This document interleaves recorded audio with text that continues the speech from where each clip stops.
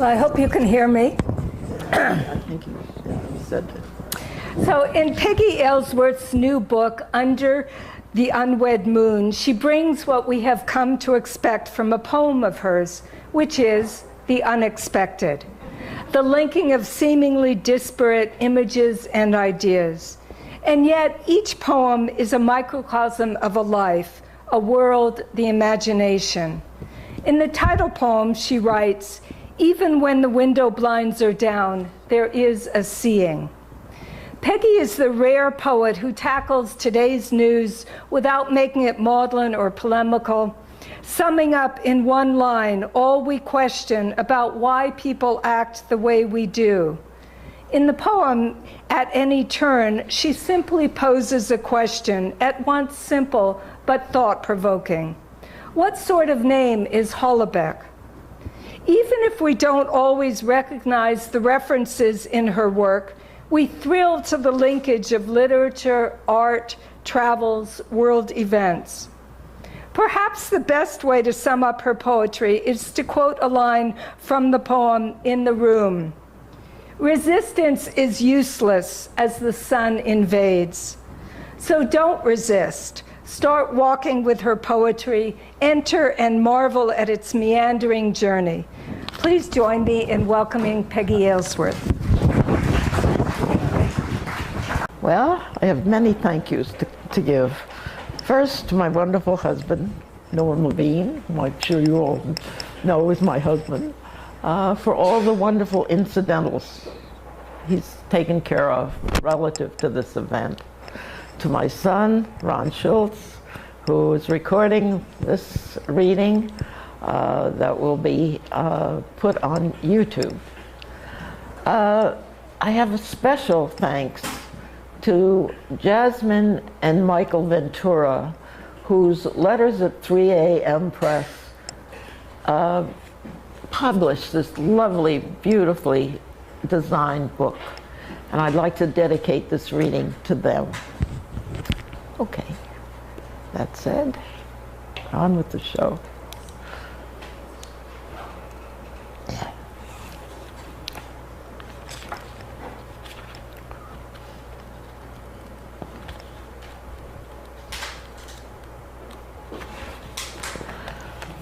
This poem is a look at being human and not lions, dancing on the head of a pin. Perhaps the trees are artificial things, the roots once conjured in some imagination, not our own. Excuse me. We speak of real, as though reality provides a purpose. I see the chair, I feel its comfort. The daily bread I'm given tastes of wheat fields somewhere beyond this city, created to a house, a culture built not for the benefit of lions. They settle for the savannah, so it seems.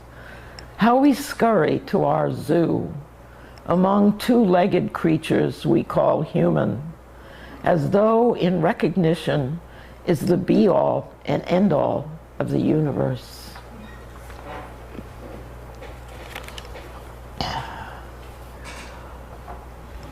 Let's see, get the light here. Yeah, this is a poem to attempt at avoiding despair in our society. Not easy these days. Excuse me. Cleaning house in November. I refuse. There's a lot to be cynical about.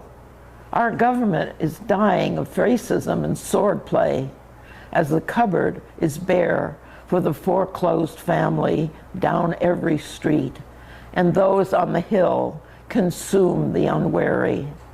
But to wallow in the hot oil of despair is a slippery slide that leads to a cavern of fire and ice.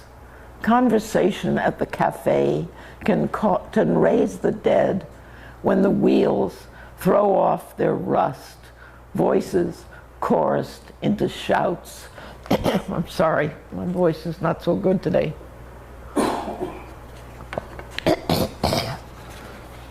Let me see, number 3.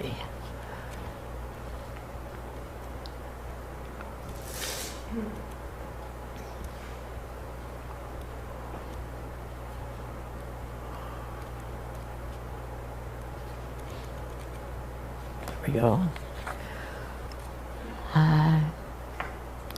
This is a poem about being stumped, trying to figure it all out, reading the fine print.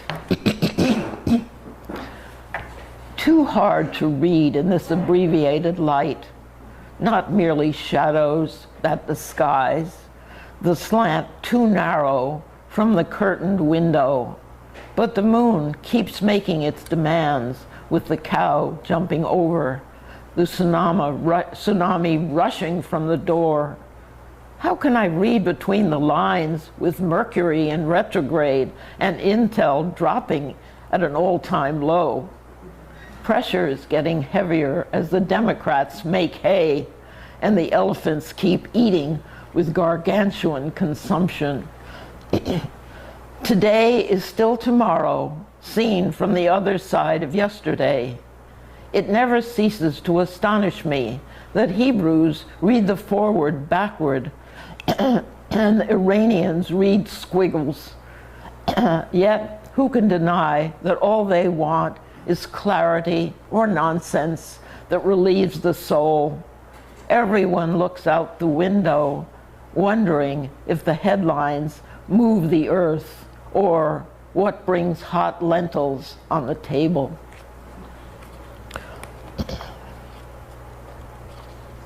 Let's see.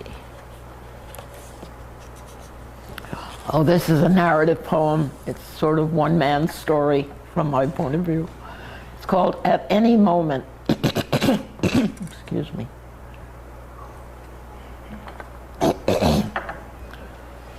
On a train, pausing at the station, a man has eyes for a passing woman.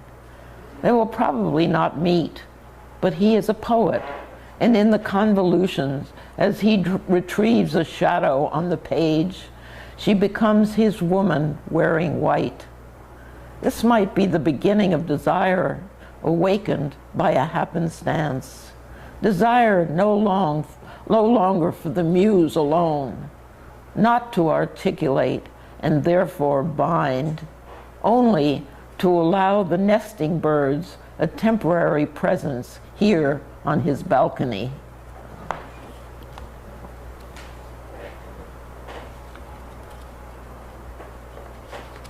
Let's see, number 5. Oh, here we go.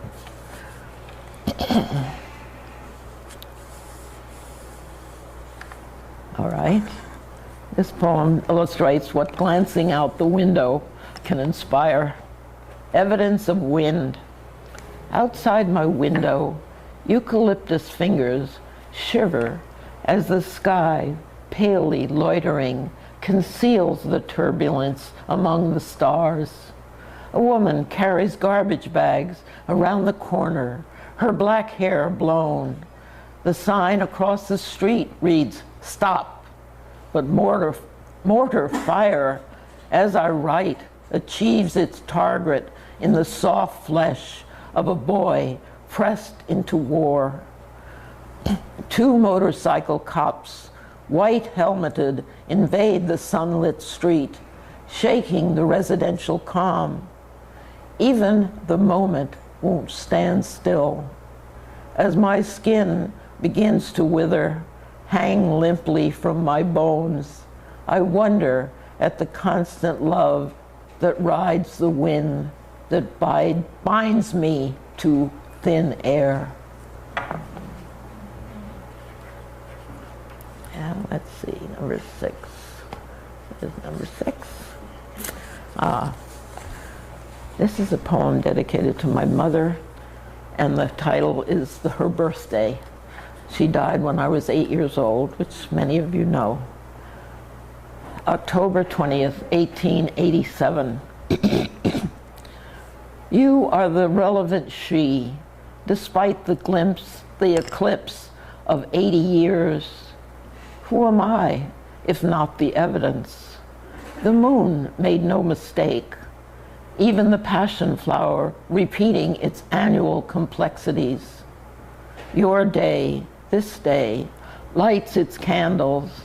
Helen, the abducted, you appear, returned, more optical than prayer. Your look so close, it sheds my skin. Somewhere between B and C, the loss, my father, deprived you of an afternoon.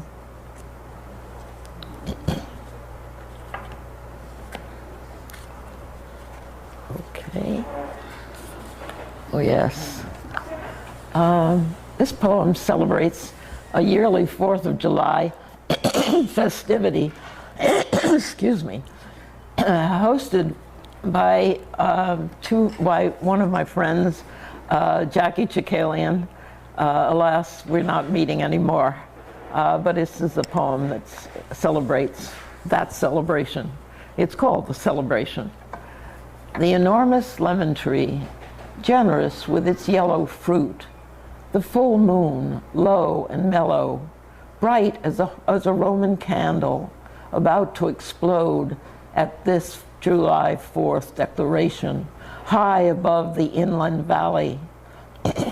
We gather, babes and tots, old friends and relatives, to feast on salmon wrapped in grape leaves, roasted pork, thin green asparagus, olives, Greek and salty, red, orange, lemons, melons, pita bread, and baklava, all cozened in our mouths. As the moon arcs in the blue-black night, we lean toward talk. She speaks to me of loss, of early sorrow, a brother gone too soon, a marriage soured, her daughters grown to unlatched gates. We share as women share, a smile under the plump, ripe lemons, with the sky a shout of rockets, burst of thunder, a dazzle that almost blinds. Let's see. Okay. Oh, this is a poem looking for comfort in a negligent world. Quotes on a fall season's day. So sorry about that. Winter is not winter in this clime. Hummingbirds arrive in January as often as in June. What's in a name?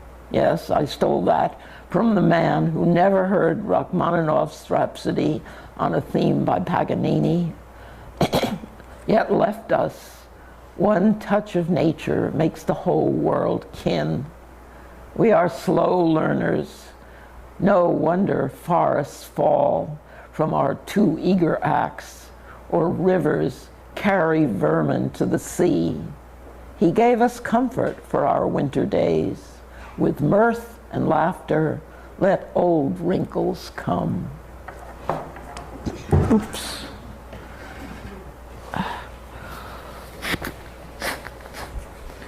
All right.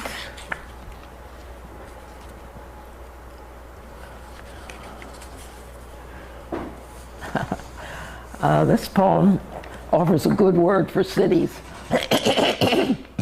City as more than landscape. Some will scoff at the country where birds have room to congregate. Some will scoff at the city, its traffic, its unclean air, its gang warfare. Though my breath inhales the beauty rampant in the country, I need the high, wide, and handsome gifts of the city, especially when it borders on the sea. People here read books by Dostoevsky, Manville, Bowen. I'm among the other bookish snobs, enlivened by the ballet's pas de deux. Out there, the farmlands, photogenic as they are, don't feed the deep down bloom I get from Rauschenberg or Frank Gehry's titanium wings on the verge of flight from the city's high-rise boxes. My head nods yes to the possibility that these one day will greet their legends, born to their newness as I was a public herald. I'm so sorry about my voice. I apologize.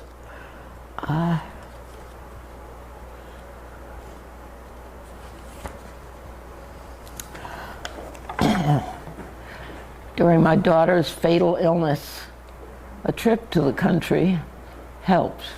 This is sort of a denial of the last poem. And there's a slight digression. Some of you know that Joshua Bell played a sort of trick on people. He appeared at a subway station playing the violin, wearing a worker's cap, and people just walked by. Absolutely, he was this genius violinist. And anyway, I make a mention of that in the poem. The bosomy hills, dazzling in their capes of yellow mustard, call us as the season's ample rain arouse the deep down dormancy. On this California day in April, clouds keep their profile low on the horizon. We drive in the aura of the hills. It fills our need. What goes unnoticed cheats the soul. Did we stop and hear the virtuoso play his Stradivarius on the DC Metro platform? We and 1,000 others passed him by. But now this reward, as attention must be paid. At the lakefront restaurant, our table setting, thin-stemmed glasses float on the water, shimmer through the window. A tiny girl, no more than 6, extends her hands to catch a wily duck as he waddles out of reach.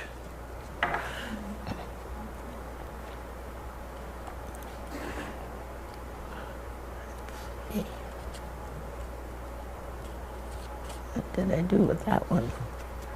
Let's be back here. There we go.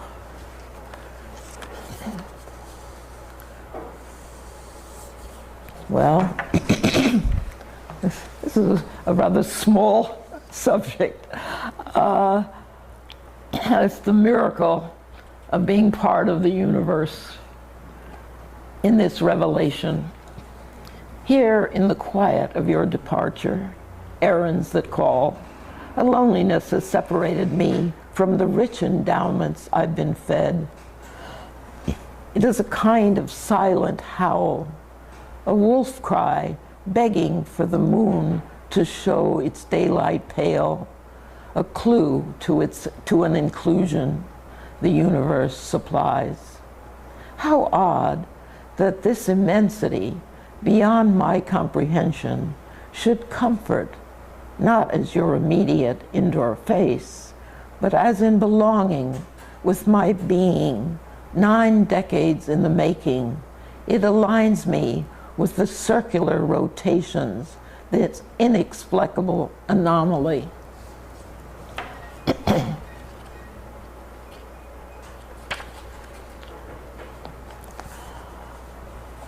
I guess the title of this poem sort of tells the whole story. It's called Giving Thanks.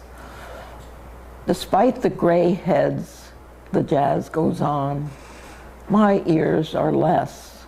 My needs need grease.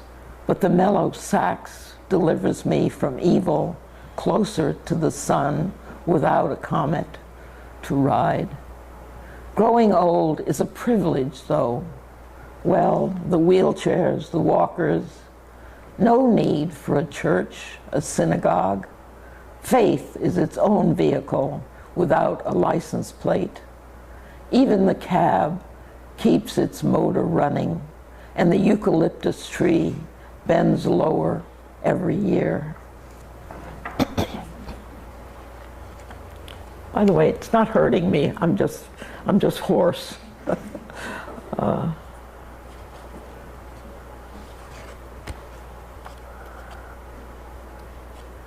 Let's see. That was number 12. So now, number 14. Ah, here we go. Oh yes. Have you ever imagined a family other than your own? That's what this poem is about. The family I never had.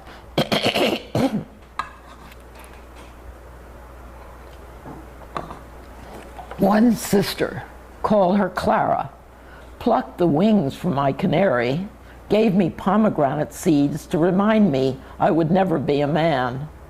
A brother, call him Basil, locked us in the bathroom, showed me why I would never be a man. Ugly thing. Another sister, call her Edna, squeezed the portent from my secret, brought my cut-out hearts, and said they were a kindness. My father forgot to give me lessons in botany. I never understood. Was it photosynthesis that made me grow so tall? My mother introduced me to Basil Bunting, said he might have been my brother. No wonder I'm forever looking for the avant-garde.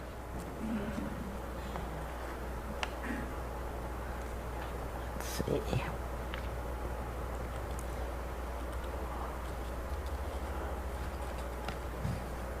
Number 14 is somewhere. What did I do with it?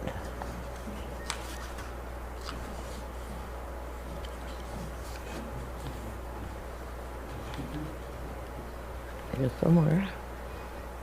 Ah, here it is. Okay. It's about being an earthling with all its complexities. Heavenly thoughts. I doubt that knowing Voyage 1 will one day pass through the Oort cloud has great impact on my daily life. And yet, it opens me to imagination's cosmic infinitude. John Quincy Adams, waiting for one vote to crown him president, might have looked to the heavens, but the star-spangled sky spoke only mystery.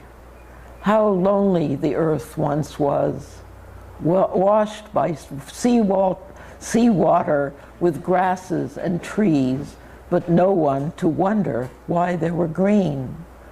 Dust gathers on my long, full life, this speck on a blue marble, gathering its history, significant to its peculiar inhabitants. Now this poem, this is the last poem. It is not in the book. However, I found it that I felt that it was extremely important to include it in this reading. You'll see why. It's called Madly in Love After All These. You said we joined like particles in a drop of water. I said, yes, we're changing the world. I thought, happiness is your face. And then, these years are the banquet on our table. Something now has become eternal, though I know you have trouble with that word.